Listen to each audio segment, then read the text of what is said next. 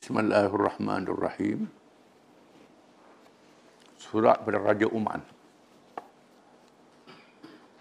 Oman ialah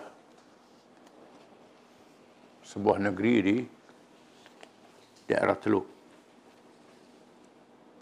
Rasulullah SAW juga memerintahkan supaya ditulis kepada Raja Oman Jaifar bin Al-Julanda, bukan Jalandi, Al-Julunda. Dan adiknya Abd. Surah itu mengandungi isinya Bismillahirrahmanirrahim min Muhammad bin Abdullah ila Jaifara wa Abdillahi wa Abdi wa Abdi ibnai wa Abdi, baik di bawah tu, ila Jaifara wa Abdi ibnai Al-Julunda, salamun ala man ittaba'al huda, bukan alif lam tu, alif saja, ala man ittaba'al huda. Amma ba'du fa inni ad'ukuma bini'ayatil Islam aslima taslama fa inni Rasulullah ila nasi kafah li'undira man kana hayyan wa yahiqqal qawlu 'alal kafirin fa innakuma in aqrartuma bil islami wallaytukuma wa in abaituma an tuqirra bil islam fa inna mulkakuma zail wa khailun tahillu basahatikuma wa tadhharu nubuwati ala mulkikuma. Maksudnya dengan nama Allah yang Maha Pemurah lagi Maha Penyayang. Dari Muhammad bin Abdullah kepada Jaifar bin Abad ibnai Al-Julunda, selamat sejahtera kepada sesiapa yang menerima petunjuk. Adapun selepas itu, maka sesungguhnya aku menyeru kepada kamu berdua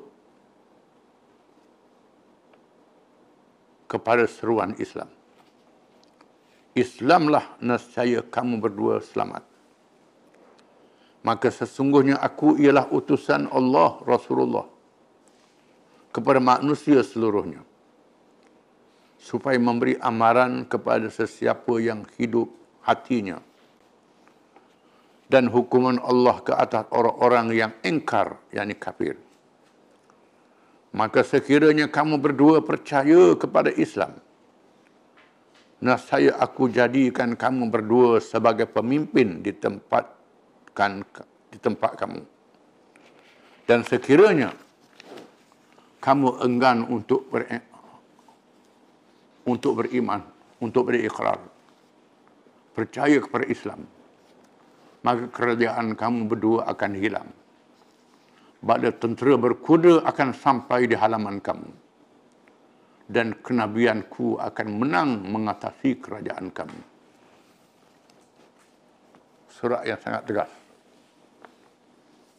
Orang yang dipilih membawa surah ini ialah Ammar bin Al-As radhiyallahu anhu, seorang sahabat yang bijak berhujah, seorang diplomat. Sahabat dianggap sebagai diplomat yang licik, Ammar bin As. Beliau telah mengambil langkah yang bijak sana dengan menemui adiknya Abd terlebih dahulu, kerana dia lebih lembut dan mudah untuk berkira bicara.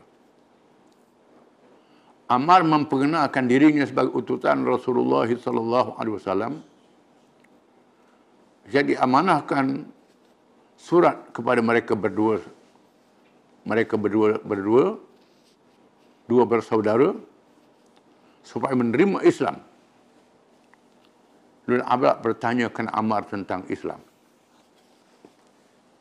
Ammar menceritakan kepadanya bermula daripada mengesahkan Allah, tidak menyertai dengan sesuatu yang lain, menolak syirik, dan menerangkan kewajipan zakat yang diambil kepada orang-orang kaya untuk dibagikan kepada orang-orang fakir miskin dan yang memerlukan bantuan. Diterangkan juga beberapa perkara berkenaan akhlak Islam seperti mengharamkan arak, judi, berzina, membunuh dengan zalim, bermusuh-musuh. Di samping diberitahu bahawa Raja Habasyah telah menjadi Islam. Kenapa Nabi ni pernah pergi Habasyah? Menyaksikan Raja Habasyah masuk Islam. Diikuti oleh rakyatnya dengan tidak mengira pengaruh kerajaan Rom yang menjadi kuasa besar dunia dengan beraninya membatalkan bayaran ufti kepada kerajaan Rom yang dibayarnya selama ini dan beberapa perkara lain sehingga abad tertarik dengan Islam. Tetapi dia sangat bimbang kalau saudaranya yang menjadi raja itu tidak menerima. Dia minta tangguh dulu. Dia berjumpa raja dulu. Akhirnya surat Abdullah SAW diserahkan oleh Jaifar setelah mengemukakan beberapa soalan-soalan untuk penjelasan untuk mengetahui sikap kabilah Quraisy terhadap Islam. Setelah Ammar memberitahu bahawa Quraisy telah menerima Islam, sama ada kerana kasihkan Islam atau takutkan perang.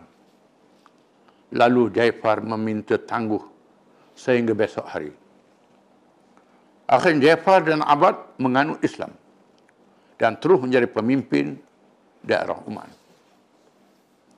Demikianlah beberapa perutusan Rasulullah SAW kepada raja-raja dan pemimpin di zamannya, mengajak mereka kepada Islam seperti yang diperintah oleh Allah Subhanahu Wa Taala kepada menjadi Rasul seluruh manusia. Negeri yang mudah dipergi masa itu, yang mudah sampai, disampaikan risalah, surat. Dan banyak negara-negara lain tak disebut di sini. Disebut dalam kitab-kitab yang lain, yang lebih panjang. Apa disebut ni contoh saja. Bahawa Nabi telah menghantar surat pada raja-raja menyampaikan dakwah Islam ke negeri yang boleh sampai pada masa itu. Hubungan dengan orang-orang bukan Islam bermula bersuluh Hudaybiyah sehinggalah perutusan kepada raja-raja dan pemimpin dengan sikap mereka yang berbeza-beza. Ada yang menerima Islam, ada yang tidak menerima tetapi menunjukkan sikap damai. Dan ada pula yang menentang dengan sekeras-kerasnya. Kesemua yang berlaku dan tindakan Rasulullah SAW terhadapnya memberi pengajaran yang banyak dalam perkara-perkara hukum terhadap orang-orang yang bukan Islam. Yang pertama-tamanya menunjukkan bahawa Islam mendahulukan perdamaian daripada peperangan dan tidak memaksa dalam menyuruh supaya menerima Islam dan bertegah terhadap sesiapa yang menghalangnya. Ini aspek-aspek yang penting.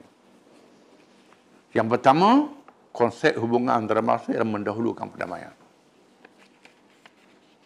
Yang kedua, menyampaikan dakwah. Ketiga, tidak ada paksaan. Tidak ada paksaan mengajak orang masuk Islam. Kerana Islam itu mestilah dengan rela hati, dengan ikhlas hati. Kalau paksa, mencetuhkan tidak ikhlas, melahirkan munafik. Mestilah masuk Islam dengan redha.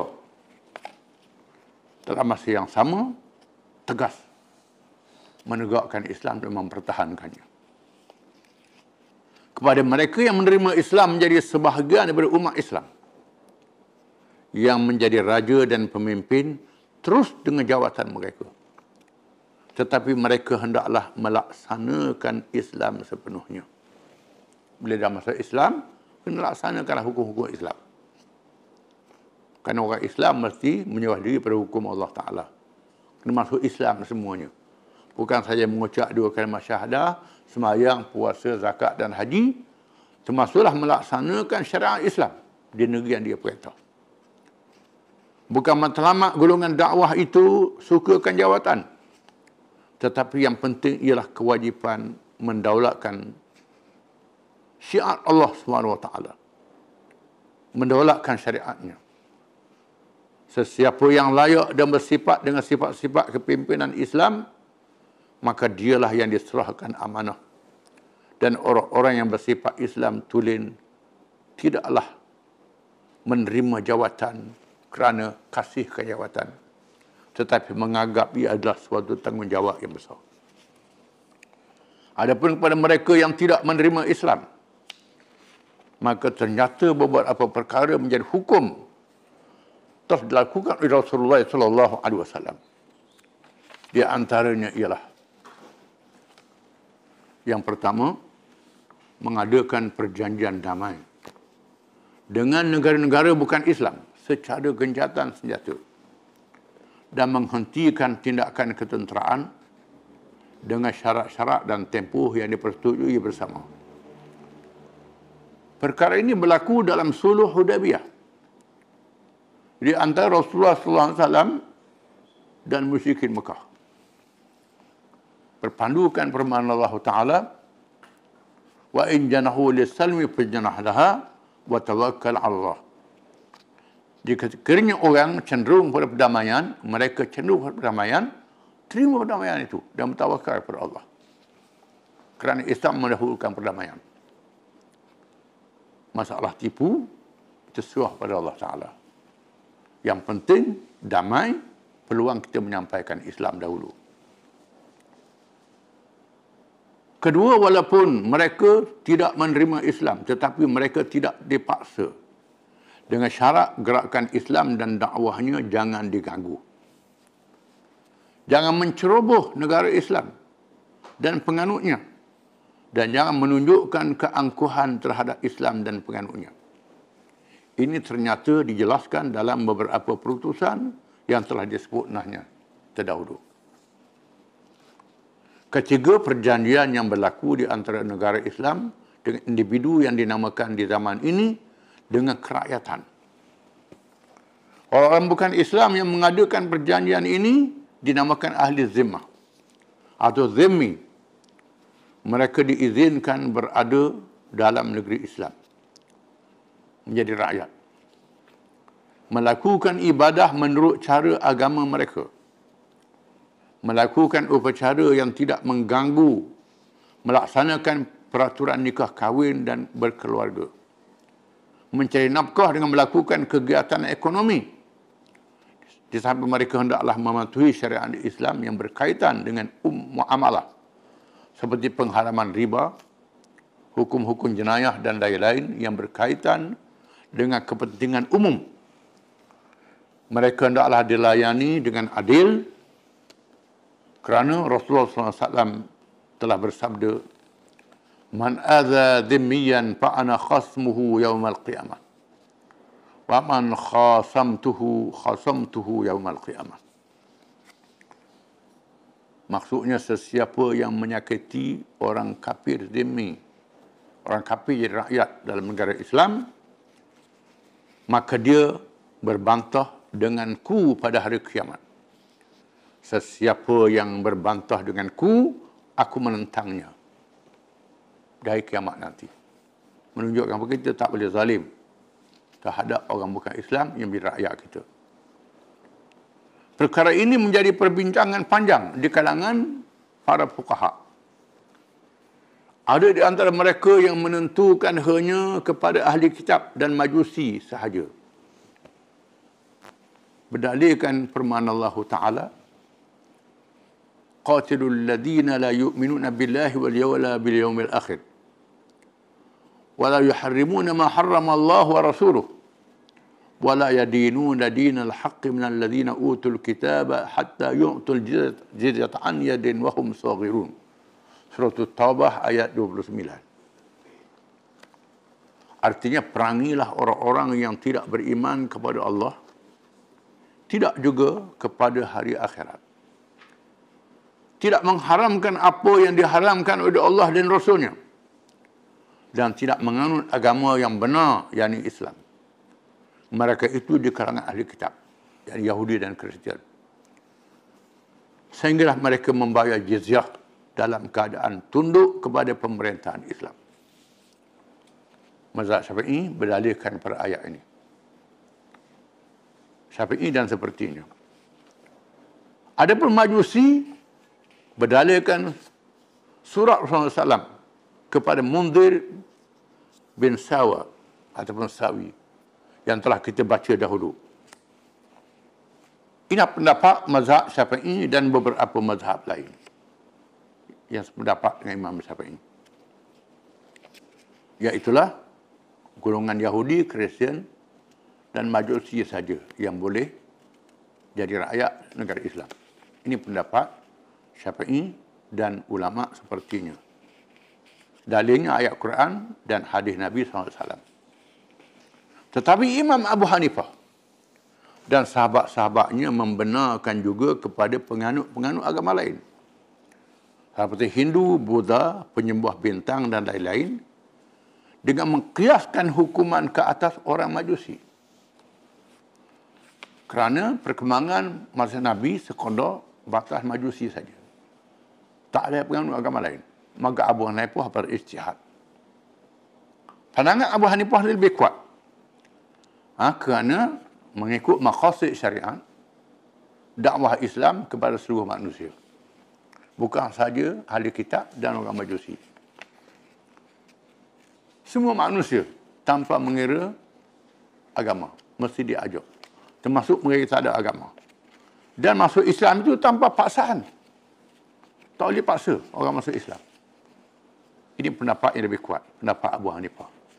Oleh kerana itulah maka ulama-ulama kita yang berdakwah di alam Melayu ini, walaupun mereka bermazhab Syafi'i, dalam masalah kerakyatan mereka pakai mazhab Abu Hanifah. Kerana mazhab Syafi'i ini pada awalnya berada di Hijaz. Tak ada Buddha, tak ada Hindu, tak ada penganut agama lain daripada Kristian, Yahudi dan Majusi.